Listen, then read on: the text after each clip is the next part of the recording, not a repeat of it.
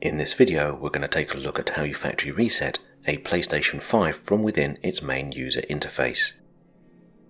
As performing a factory reset will return your console back to its initial setup state, deleting all games, game saves and user data.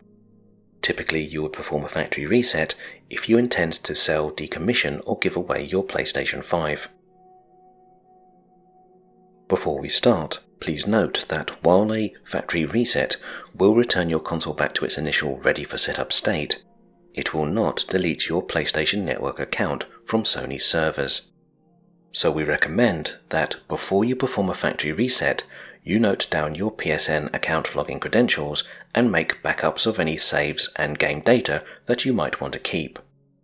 That way, if you decide you want to continue to use your PlayStation after performing a factory reset, you simply need to log back into your console using your PlayStation account and then restore your game data.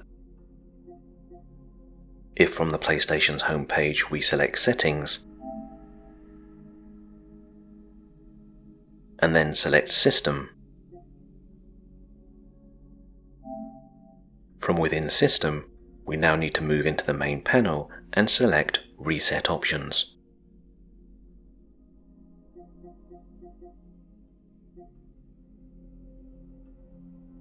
Within Reset Options, we have three settings: Clear Learning Dictionary, Restore Default Settings, and Reset Your Console.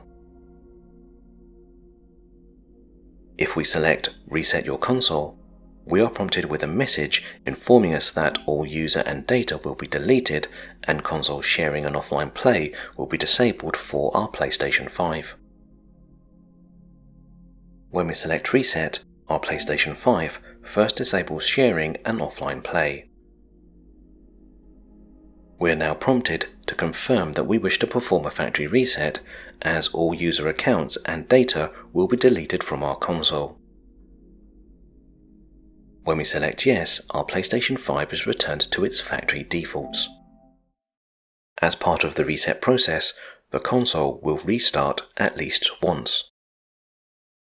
How long it takes for your PlayStation to perform a factory reset will depend on how full its storage is. However, it's very important that you do not remove the power from the device while it's being reset.